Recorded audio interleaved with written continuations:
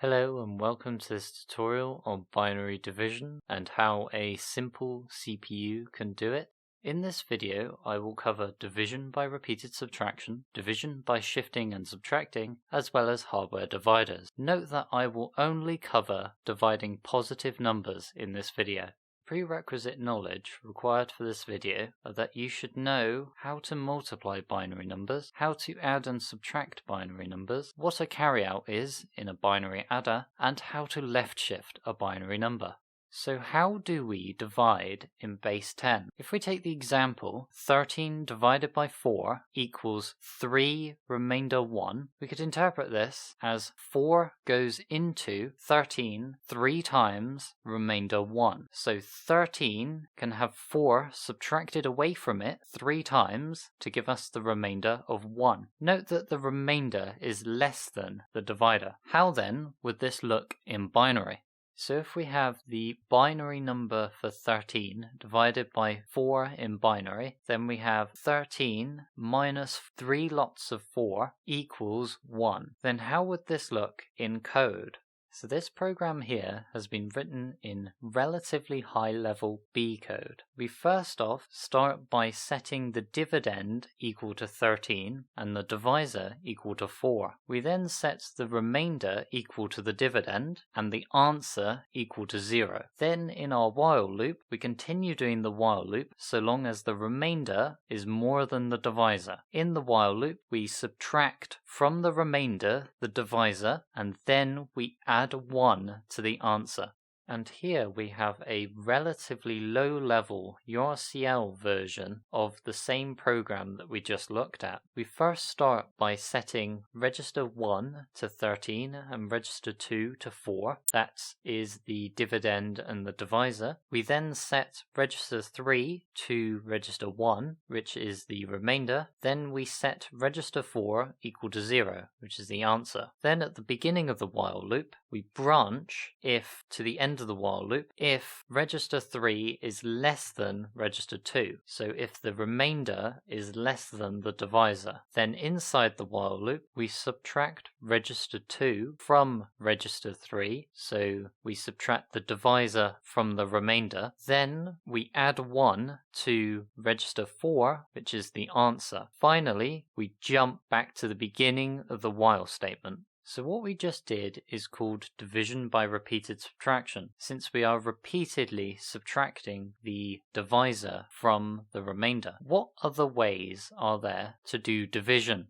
So for this next example, we have 69 divided by 3 equals 23. We could break the 23 into 2 times 10 to the power of 1 plus 3 times 10 to the power of 0, or simply put 20 plus 3. So what this means is we have 69 minus 3 times 20 minus 3 times 3, which equals our remainder of 0. So how then would this look in binary? So if we go back to our example of 13 divided by 4, we can take the answer of 3 in binary and split it into 1 times 2 to the power of 1 plus 1 times 2 to the power of 0. That then simplifies to 2 plus 1. So now what that gives us is 13 minus 4 times 2 minus 4 times 1, which gives us our remainder of 1. The dividend is the 13 and the divisor are the two 4s, and the remainder is the result of this, which is 1.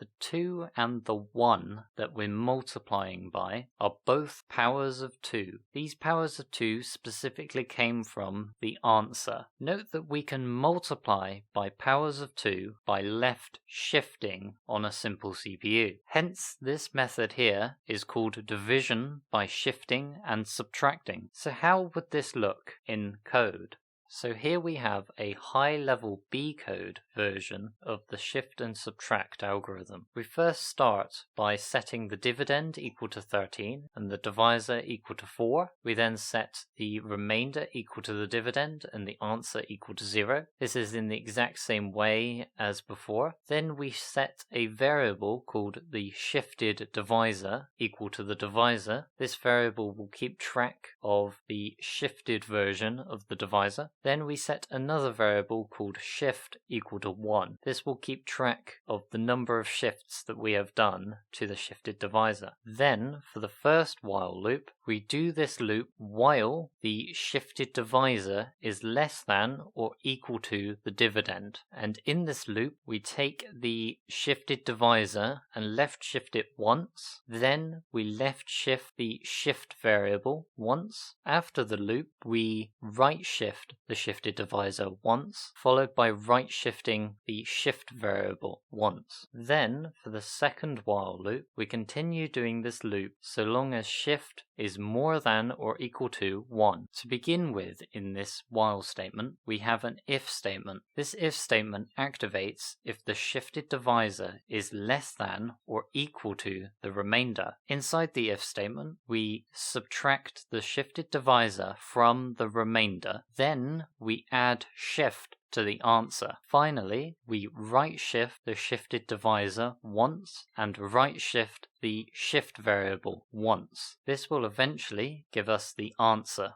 And here we have a low-level URCL version of the same program. Because this program is quite long, I will not go through it in this video, but feel free to pause the video and go through it if you wish.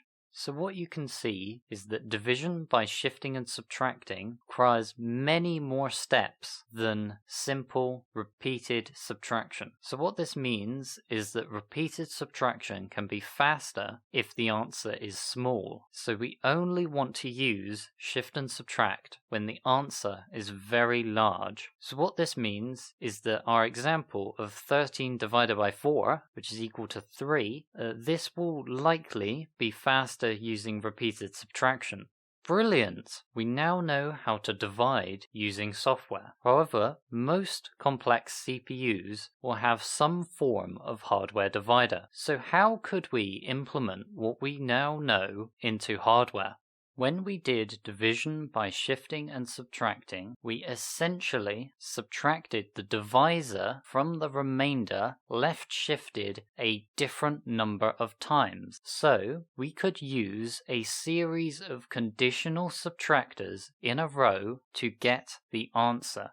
So we only want to subtract if the shifted divisor is less than or equal to the remainder. When subtracting two numbers, note that the carry out of the adder will be active if the result is positive or 0. However, the carry out will not be active if the result is negative. So we want to subtract only if the carry out is active. This here is a diagram of a 4-bit conditional subtractor. We first start by subtracting the shifted divisor from the remainder, and to do that we invert the shifted divisor and add it to the remainder in a 4-bit adder. Note that the carry in for this 4-bit adder is active since we are doing subtraction using a 2's complement number. The carry out from this adder is represented by this blue arrow, and this connects to this multiplexer. The multiplexer will allow the output from the 4-bit adder to go through it if the carry out is active. However, if the carry out is not active, it will instead allow the remainder to go through, and the output of this multiplexer gives us the new remainder. The carry out from the adder then gives us 1 bit of the final answer. So for a 4-bit answer, we need 4 of these in a row.